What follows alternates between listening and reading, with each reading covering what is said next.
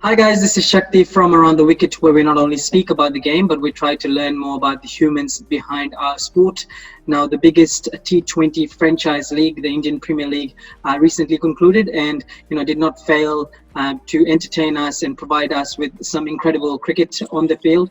I am joined by the current Mumbai Indians fielding coach in James Pamment, the commander as he is known. He will share his story with the Mumbai Indians, also the period of time where he was interim head coach with a USA national cricket team, and his story with cricket and its involvement. James, thank you so much for joining me. Yeah, it's a pleasure, mate. Nice to meet you over this medium and obviously, share some information around my journey and obviously my current role at the moment. And tell us how things are going. Obviously, you are in isolation at the moment, returning back to New Zealand. How are things going? Obviously, you can't do much, but what's the plan like? Yeah, look, at the moment I am in what they call managed isolation here in New Zealand. There's a number of facilities being set up, and I'm in Auckland. So I've actually got a very pleasant view. I can look out over Auckland City, and there's a small area where you can go and do a little bit of exercise each day. But I'm very respectful of the situation that we have around the world, and it's just something that you have to do when you do decide to go and, I guess, continue your employment overseas. So I've done 1 week. I've got 1 week to go, but I'm really looking forward to getting back home to my family next Thursday. Excellent. And New Zealand's one of the more proactive countries when it comes to, limiting the spread of COVID. James, you were born in England, moved to New Zealand, obviously played some first-class cricket with Auckland. Tell us about how it all started and, the involvement with the game of cricket came about. Oh, I think like most people, it started off when you were youngsters and you were gripped by the game. I was very fortunate that my family were heavily involved in not only cricket but football as well. A real sporting family, a real sporting pedigree. I was born and raised in a town called Huddersfield, which is right in the heart of West Yorkshire. And sport is very important to people up there. It's predominantly a working class area, so the enjoyment that they get from their sport is really important. And my family were connected to a club called Lascelles Hall Cricket Club, and they're a famous historic cricket club that produced a number of quality players over a long number of years, going back to the 1800s. So it's a very traditional club, and my great grandparents were involved in that club. So I guess, it was almost a rite of pathway that, I was going to be involved at some level. You never know when you're young, what level you're going to be involved with. But the passion was formed there, and that's where it all started for me. And as a 19, 20-year-old, I was provided with an opportunity to go and play in New Zealand. I guess not really as an overseas professional, because, while some costs were covered, I wasn't really considered a professional, but it was just a nice opportunity to go, I guess, to the other part of the world and grow up a little bit as a young man and experience some cricket on the other side of the world. And I really enjoyed my time while I was there initially, and just kept going back and I guess traveled backwards and forwards from the UK to New Zealand for 6 or 7 years in a row. And on those journeys, I met my wife, who was a New Zealander, while I was down in Wellington. And after 3 or 4 years together, we decided to get married. And then obviously the decision has to be made which country you're going to, I guess, settle in and raise your family. And for me, while it was tough to leave, the wonderful environment that I had up in Yorkshire, it was a no-brainer, really. And we made the decision to settle in New Zealand. And I'm very happy to be able to continue my cricket career and maybe even push it a little bit further than what I could if I'd stayed back in the UK. So, I guess that's a little bit about the journey without too much of the detail inside it. Yeah, lovely story, and what a wonderful part of the world New Zealand is. My wife's from there as well, so I can vouch that it's a beautiful country. In terms of coaching, James, when did that facet come about? When did you decide to take on board the coaching role in cricket? I think I've always been a coach in many respects, Shakti. I've always been sort of a leader of the groups that I played with. I can even recall back playing in age group teams as young as 11 and 13 that I was generally a guy who got the responsibility to be the captain, and sort of leadership always sat comfortably with me. I think I'd watched my father. My father was a strong leader, once again, across two sports. He was a captain, he was a coach, and just in general, he was a good leader. So I've observed him, and I saw some of the principles and the values that he brought. So, even I think the year after I left the under-13 team, I acted as their coach. And then when I went into the under-15s, I was always sort of coaching the group just below me. So I've always been a coach right from being, I guess, a teenager. And while obviously I was active in my own professional career or semi-professional career, I was always either going to schools and coaching or coaching junior teams at the respective clubs that I was with. And that was across a couple of sports as well. I have an international qualification in football, as well as having, the highest qualification you have here in New Zealand for coaching cricket. So I've always been passionate about coaching and helping others. And I guess, from being out in the commercial world and doing a job, I guess, 45 hours a week, to be able to then turn coaching into my career and my occupation was something that I was thrilled with. And I guess it took a leap of faith for our family, because I was certainly earning a lot more money in the private sector than what I potentially was when I went into coaching. But I was just getting so much enjoyment out of the coaching that I wanted to see if I could turn it into my occupation. And I was very fortunate that the right opportunities came at the right time and led me to, I guess, some employment with New Zealand Cricket initially as what they called a network coach, and then progressed on to coaching first-class cricket with Northern Districts and getting some opportunities with national age group teams. I was with the New Zealand under-19s at the World Cup in 2012. Went with the New Zealand A team on a number of occasions. Assisted John Wright with the New Zealand national team, and and obviously progressed into first-class cricket and did the head coaching role with Northern Districts for 5.5 seasons before taking up the opportunity with Mumbai in 2018. So, it's been a pathway where there hasn't been a lot planned. I'm not one to look ahead for the next opportunity. I guess things have fallen into my lap, but I think they've fallen into my lap for a reason, and that's because I've always provided, I guess, a nice environment or shown that I'm, a decent coach in many respects. Yeah. One of your coaching roles that came about recently, obviously you were, like I said, the interim coach of the USA team. Tell us about the cricketing landscape in the US. Obviously it's not one of the more popular sports, but how is the game's development going there in a country like US? Yeah, I think from the short involvement that I had with them, Shakti, I could see that there's a real sea change coming at the moment. I think that there maybe been some false dawns in the past, but I think we can all respect it's such a big country. I guess from a land span point of view, that the people over in the east and the people over in the west very rarely get to interact with each other. And I just sensed, I was invited to join for a campaign specifically to try and help the guys get to the T20 World Cup by Keiron, who is part of the Mumbai setup. So I really enjoyed my time, but that campaign didn't go too well because we didn't qualify. We missed out on the qualifying through the Americas. We were beaten by two teams who at that tournament were far better than we were, and that was Bermuda and Canada. So that was a lot of disappointment there, but I guess they maybe saw something in me and invited me just to stick around and try and help them through the next little phase that they had, which was some one-day cricket. They qualified for World League 2, and there was a couple of tournaments that were happening. So, but one of the things I saw was that, yes, they've entered into this agreement with a private company, ACE they call themselves, and they've got some real ambition to try and progress cricket, and especially 2020 cricket, forward over the coming years. So, there's a big initiative called the minor league and a big initiative called the major league, and they're sowing some seeds to try and make those leagues come to fruition.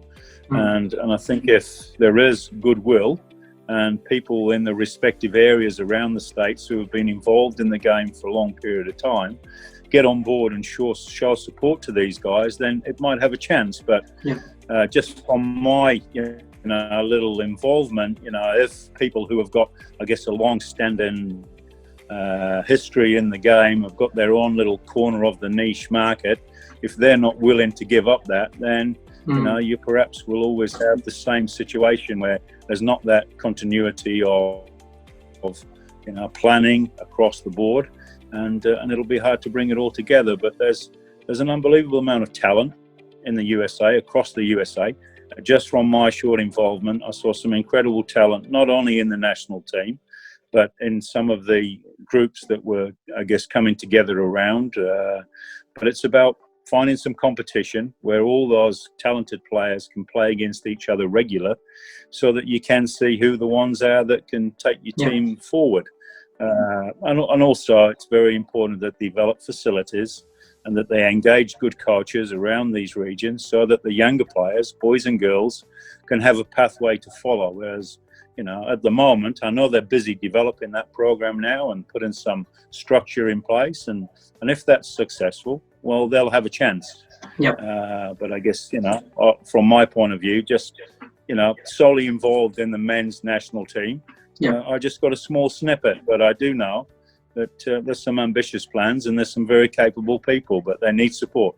And if they get support, well, watch out. It could be a force to be reckoned with in years to come. Yeah, I guess you basically nailed it. The USA sporting DNA obviously very, very strong, and like you said, if they have the right amount of support in the right areas, it's only a matter of time before they start competing as well. One thing though, you mentioned with the qualifiers as well, you were very critical earlier this year with the poor administration and the lack of support. And that contributed to a string of poor performances. What do you feel needs to be done to ensure, that bit of professionalism, I guess, comes to US cricket? Yeah, I think that's all learning, and you learn from the experiences, and with, I guess, expectation comes a little bit of pressure of the performance. Like I said, we missed out on the T20 World Cup. Which was, I know, very disappointing for them. They'd set the sights on getting themselves to the UAE to qualify. And then from there, we sort of righted the ship a little bit, and we had two very good campaigns in the World League 50 over competition where, we beat PNG twice, we beat Namibia, we beat Scotland, we beat UAE twice. And then, there was, I guess, some things that weren't dealt with towards the end of that third tour. And I think it was just the inexperience of the administration not dealing with it and not being honest. There's a very passionate reporter who follows every ball that is bowled and reports extremely well on USA cricket. But if people aren't being honest with him, he's very happy to put his pen to work. And I think one of the things that let us down was that we were submitting internal reports, and somebody on the inside was leaking those reports to this reporter. So I think once again you can't have your own administration leaking reports that, should be kept. But you have to deal with situations, and the situation wasn't dealt with. It was around player behaviour. And if the organisation would have been extremely honest, come out and said, look, we've had a misbehaviour situation, we've dealt with it, this is what we've done, everything would have been fine. The story would have gone out and it would have been dealt with, but it wasn't dealt with. The private leak then came out, and this guy was allowed to write this report, which is well within his rights, but it just, I guess, it rocked the ship, and internally, it affected the boys, and they didn't recover enough to be able to compete adequately enough at the next tournament. And that was my last involvement. So it was sad that it finished on that note. My involvement didn't finish because of that, because I had my job with Mumbai, so I was never going to stick around anyway.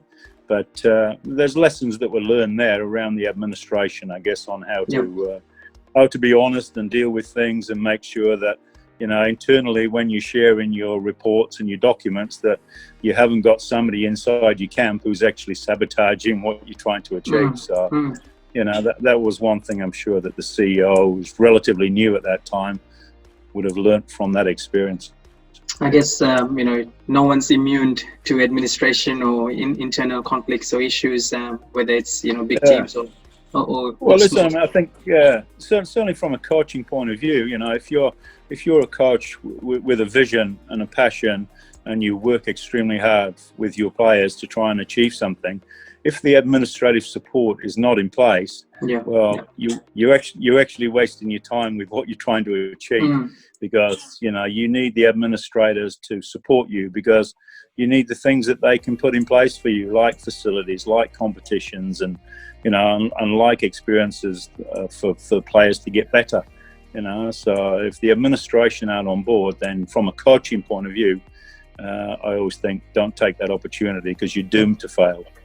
So on the field, James, what are some things that US cricket can improve on? I guess it's probably the case with most associate nation cricketers as well.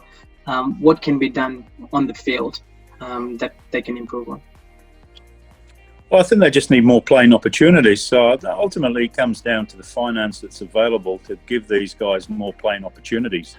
Certainly in the States, as we just talked about there's not enough eternal competition to make sure that the right players are being selected consistently for the national team. So with the advent of these minor leagues and major leagues, that will be one area that will be, I guess, taken care of. But then it's playing opportunities as a wider squad as well. So, there is obviously, before COVID hit and then everything has stopped, there is some reasonable programs in place for these associate nations to get their teeth stuck into. But, in order to improve, then you just need to play more. And then you just need to make sure that the resource around the team is adequate to keep moving them forward, that the coaches are of the right ability to make sure that they are inspiring those guys to put the work in. They've got strength and conditioning coaches, they've got bat ball field coaches, and they're learning how to use, I guess, the technical things that come with the game as well, the analysis side of it.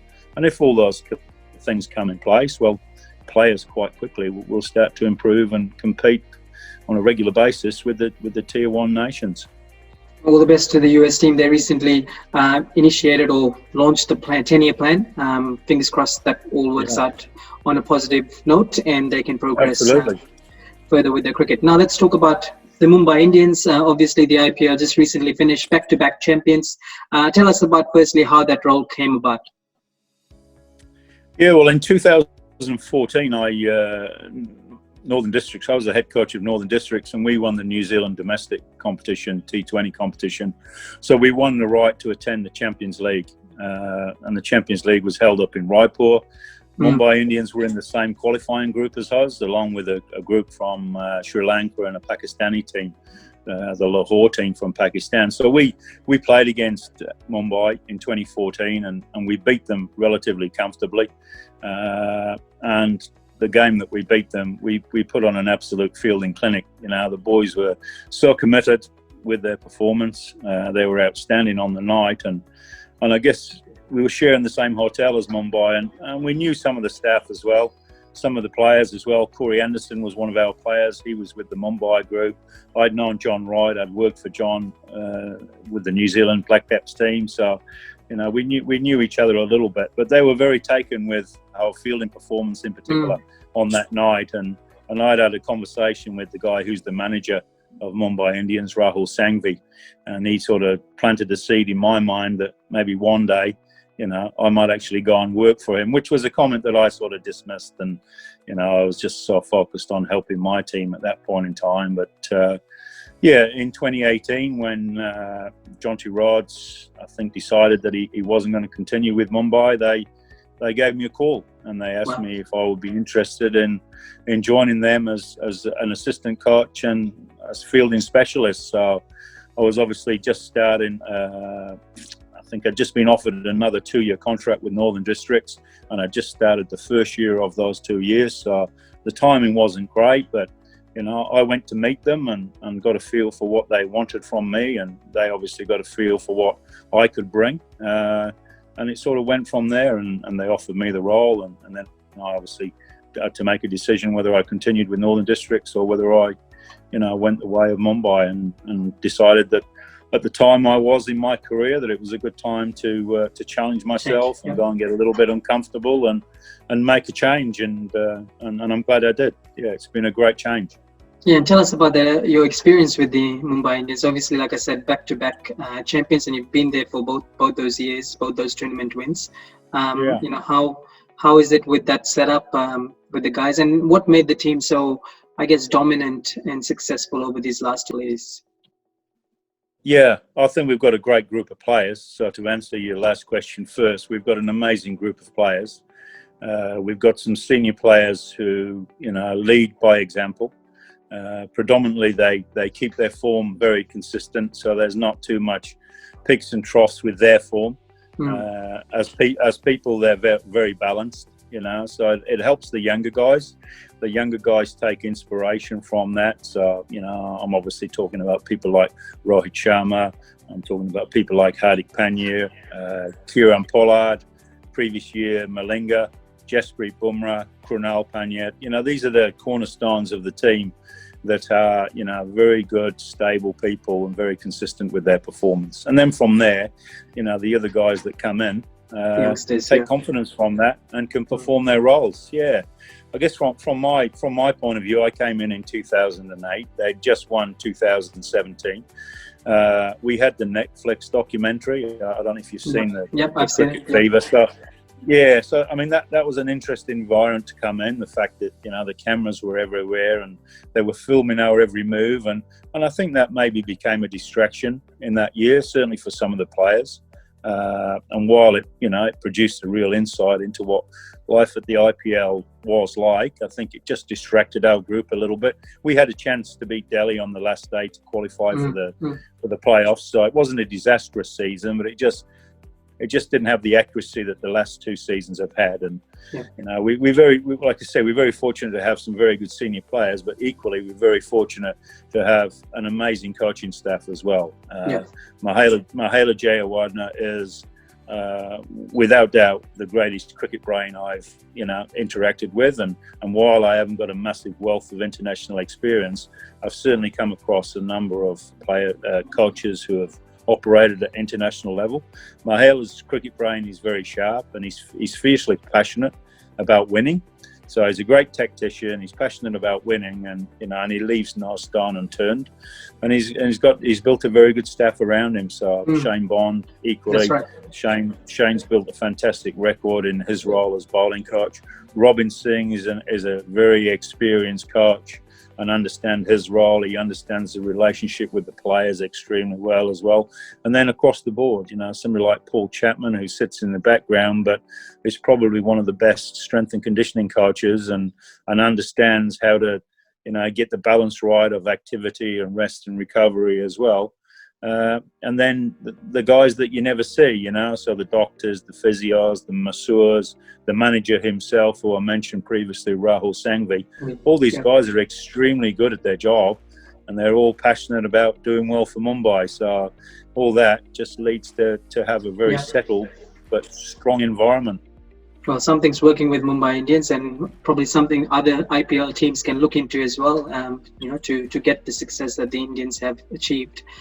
You've talked about Mahela Jayawardene, obviously, you know, one of the smartest and most astute cricket minds out there. But a couple of other leaders in the group, obviously in the playing department, with Rohit Sharma, one, and then obviously Keiron Pollard, who took over the captaincy when Rohit Sharma was injured. How has it been working with these two gentlemen when it comes not just on the field but off the pitch as well? No, they're both very similar in terms of, you know, they value their own performance, so they both prepare themselves with accuracy, you know, and to a very high level as well in terms of the volume that they put in. Even though most of our sessions, once we get into the tournament, are optional sessions for the players, you'll see these guys around training the whole time. So, you know, they lead through example through their own preparation. They work very closely, both of them when they're captain in the team. They work very closely with the coaches and with the technical analysts as well, who's one of the best at his game as well. And they're absorbing information all the time. So, you know, they've established, I guess, an environment that is about winning. And those are the guys that impact the most because they're the tacticians on the field. So, while we do a lot of planning in the background and we share a lot of information with the leaders of the team, they still have to, I guess, absorb it and then put their own flavour on it. So, both guys are extremely good with the younger players. Yes. Very good with their communication. They've got time for the younger players. They do it differently in different styles. Obviously, they come from different cultures themselves, but, I've certainly... Wright's record is outstanding in terms of the amount of tournaments that he's won, but I've really seen a commitment to change in his leadership over the last couple of years, where he spends a lot of time with the younger players especially. And I think that comes very natural to Keiron as well, and the fact that he's grabbed that West Indian team. I think he's had it now for maybe 14, 16 months, and you just listen to him and how he communicates through the media, and I know that there's some real strong leadership principles there from him as well. So we're very fortunate that we've got two outstanding leaders of men and two great cricket brains that, I guess, guide things on the field as well. So, yeah, very fortunate. Yep, two of the best captains are there, but with limited international cricket, experience, unfortunately. I'd love to see both of them captain their national teams for a little while. In terms of Kiwis, obviously everyone loves New Zealanders. In the Mumbai Indians setup as well, you've got a few Kiwis in there. Trent Boult obviously added a lot to the Mumbai Indians bowling lineup this year. You had Mitchell McClenaghan, who didn't get to play a game, but has been very, very important in the previous tournaments.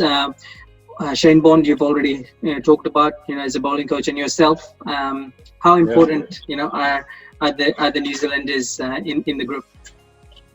I'd like to think that we bring the qualities that I guess everybody looks to when you look at New Zealanders. We tend to be quite humble people. I know I'm a Yorkshireman who's now sort of transferred himself into New Zealand, but I think perhaps one of the main reasons why I decided to stay in New Zealand was because I liked the New Zealand way. I liked how New Zealand people interacted with each other and carried out themselves, and we work hard. So we've always got a strong work ethic, and we relate generally. We generally like to communicate with people, and and we like to help others achieve. So I think those are some of the traits that draw people to Kiwis, and certainly the Kiwis in the Mumbai Indians are well respected. And they always make a solid contribution. Like you say, Mitchell didn't play a game this year, but I can tell you in the background he was working hard, with bowlers especially around planning and relating his experiences, from previous campaigns, and I know that was valued amongst that group in particular. And Trent was a revelation, really. He came in. We had a specific role for him in mind. And that was to use his qualities, at the top of the order with the new ball, given that he does shape the new ball, and he does ball a tremendous line and length. And he was great to see that, throughout the tournament, he developed his skills where he became more consistent towards the back end as well. And obviously in that final game, he picked up a very valuable wicket of Hipmeyer, bowling one of his change-ups. So it was a really good acquisition for us, and really added so much value to that partnership with himself and Jasprit. Became very dynamic for us. Yep. And when we talk about the specificities of fielding, which you've been involved with, James, what's your approach when it comes to fielding? Obviously, some fielding has evolved over time. When it comes to your approach and planning, how do you go about doing that? Yeah, well, there's a few different layers to it, and obviously, as a fielding coach, you have to work extremely hard with the head coach, because you have to align your visions, and you have to align, I guess, the amount of work that the players do to allow them, one, to improve, but also to be ready for the next fixture. So, we come up with a couple of key things, and for us, and it won't be any different to any other environment, I'm sure, is just making sure that there's plenty of energy and attitude to our approach to fielding.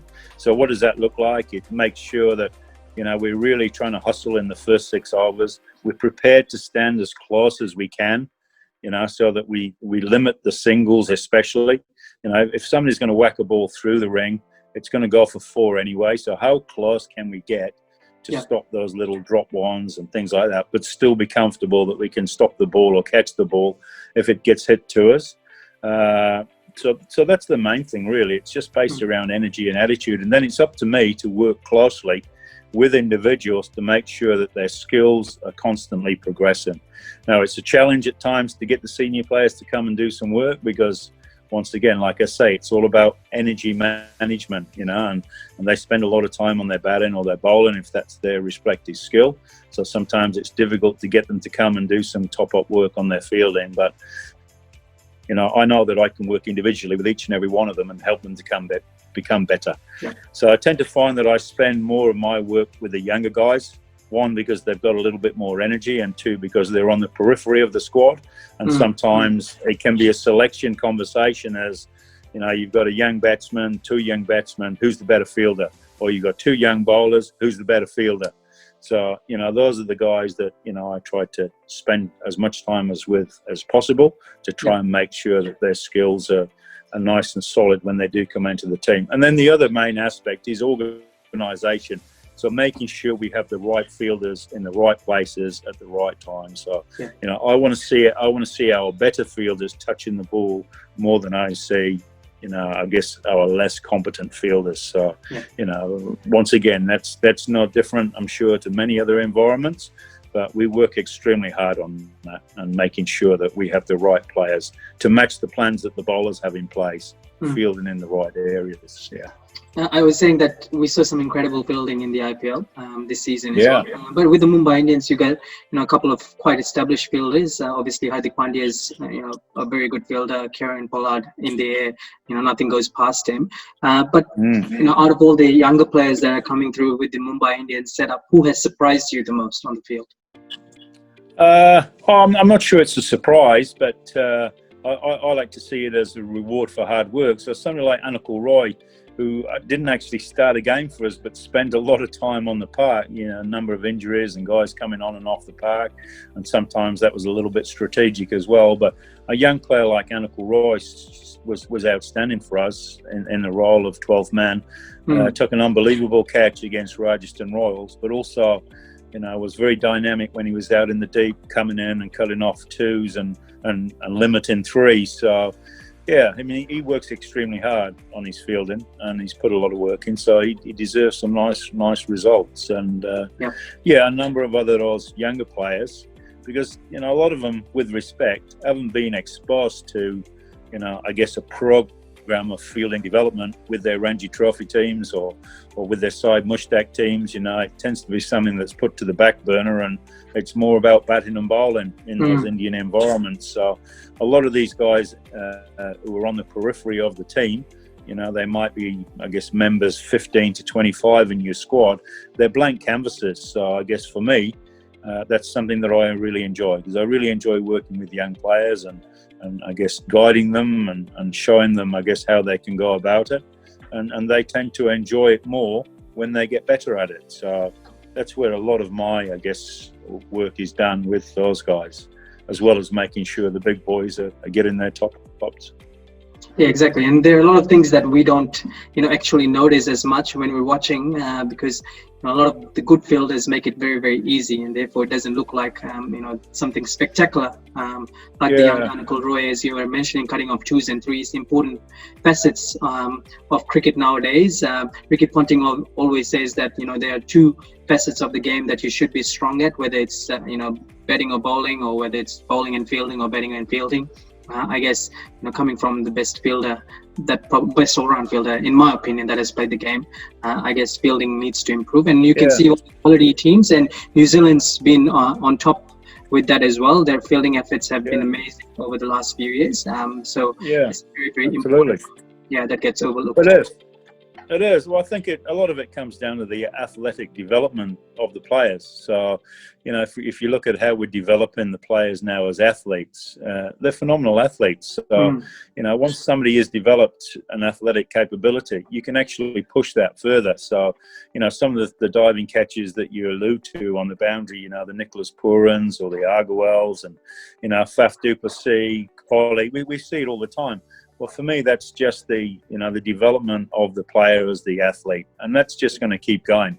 And these players now of this generation, their imaginations are going to allow things to be done that, you know, certainly weren't done when I was playing and weren't done 10 years ago. So it's about how you use the players and use their imaginations to try and work out what's going to happen next. Because, you know, as a 50-year-old coach, I can sit down and write sessions and try and work out what's going to happen next. But actually, these are the guys that are going to take it to the next level. Yep. And it's just for me to make sure that, you know, they're prepared to do the work to allow that to occur. And that's the exciting thing about it, is that, you know, at my age, you're still learning, you know, and you're still trying to find out what's happening next. Yeah. So you're right. It's important. And it will keep happening because there's very few poor athletes now in a cricket team. Yeah. So extend them. You can find out quite easily as well. You do. Yeah. And, you know, what's happening next, I guess, is not just for the players, but for yourself, James. You know, what's happening next for yourself? What's the plans for the future? Yeah, I'm on a little break now. So I've got a group of young cricketers, late teenagers that are trying to make their way into, I guess, first-class squads here in New Zealand. I'll go back and do a little bit of work with those guys. And then, yeah, just look forward to the next IPL coming around, which, yeah, hopefully will be in March through May next year. I haven't seen the exact details around that, but yeah, looking forward to that again. It'll come around very quickly, I'm sure. And whether there's going to be a big auction, I'm not sure, or whether there's going to be a small one. Logistically, the franchisees will have to work through that.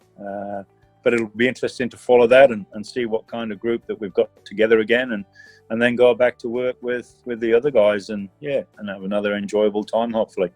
And all the best for that, and we're all looking forward to the next IPL if it's as entertaining as this one was. I've got some rapid fire questions, James, if that's okay. Pleasure, no problem. Who is the most talented cricketer you have come across? Oh, jeepers, that's tough to name one.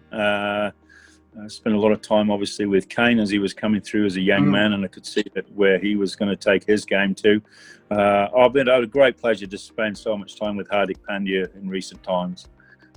He's got some wonderful imagination and some special gifts, and I hope he comes to fruition for him, because he could be a game changer. Yeah, potentially. Who is the most natural fielder you have worked with? Natural fielder, well, Trent Boult, an outstanding fielder. Yeah. Once again, we talked about bowlers. Trent moves, he moves so well in the field. Very natural, the things that he does. And once again, I'll throw Hardik's name in there as well. He's a brilliant fielder. Polly, every time there's a conversation around fielders, how can you leave Polly out? The things that he's done. He might be into his 30s now, but, just look at his reel over the last 10 years and he's done some amazing things. So it's always good to chat about fielding and watch Polly observing in the field. Yeah. Keiron Pollard and Trent Boult, if you see the top 10 catches, probably 4 or 5 of them would be of those two. Yeah. One word that describes, you've already talked about Mahela Jayawardene, but one word that describes Mahela Jayawardene. Leader. One word that describes Rohit Sharma. I'd say I might have to use 2 brilliant batsmen. Yep, that's fine. Jasprit Bumrah.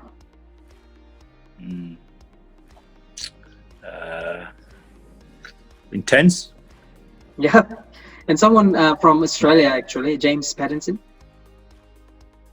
Yeah, Larrikin. Definitely is. Which tournament? An Australian. Yeah, that's right. Unfortunately, he got injuries in the last few years. Otherwise, he was, on his way to becoming one of the most talented bowlers out there. Which tournament win was your favorite? Was it 2019 or the 2020? 2019. It was my first one, so it was special. Who is the funniest in the Mumbai Indian dressing room? Probably Ishan Kishan is a character. Yeah. One thing that James Pamment cannot leave home without. Not leave home without. Yeah, that's a good one. I don't think I have too many things that I can't leave home without. Apart from your wallet and your phone? Apart from your wallet and your phone? I'd probably have to say my iPad, so I can listen to the radio. if I had a portable radio, it'd be a radio. I'm a big Sure. radio listener, so it's probably I listen to the radio on my iPad. So I'll probably say iPad, but for listening to the radio. What is something apart from cricket that you love doing, James? I love watching football, and I love spending time on the beach. I'm very fortunate to live right on the beach at Pamment with my dog. So those are the two things, outside of obviously spending time with my family, would be watching football and walking on the beach. Do you follow Huddersfield again in the? Yes, yeah. Huddersfield Town is the local team, but I sort of fell in love with Liverpool as a youngster. When I can remember 3-4 years of age, wanting to support Liverpool. So I've always supported Liverpool, but I got an affinity with my local team, which is Huddersfield Town. We had an Australian playing for Huddersfield in Aaron Moy. Fine player. Yeah, I can remember Aaron playing for Melbourne and thinking that this guy is good enough to be playing over in Europe somewhere. And I think he got signed, obviously, the relationship between Manchester City and Melbourne. And he was on the books at Man City, wasn't he? And then he went to Huddersfield. And fine player. And I know he went to Brighton. And now I think he's in China, isn't he? China, definitely. Fine player. One final question, James. Favorite place to watch cricket for you? The Bay Oval in Mount Maunganui. Beautiful. Yeah. I've obviously been very fortunate to watch cricket all around the world and been to some amazing grounds, including Lords and places like that. But the ground that we've developed, Mount Maunganui is now an international ground, and I take a lot of pride with the fact that I haven't had a lot to do with it other than being around that place over the last sort of 10-15 years and watching it evolve. That there's now international cricket there, so it's my home ground. But I get a lot of pride when I sit there and watch games being played. Amazing. Thank you so much, James. Really, really grateful that you could spend some time with us on Around the Wicket, sharing your insights, whether it's New Zealand cricket or whether it's the IPL or in the USA cricket as well. Appreciate your time. All the best for the future and the future IPLs that are coming through. And hopefully, fingers crossed, we can cross paths one day. Yeah, I hope so, mate. Yeah, really enjoyed it. Nice to get to know you through this medium, and all the best with your future episodes. Cheers, mate. All the best in your quarantine. And Thank you. Hopefully the next week would be fun.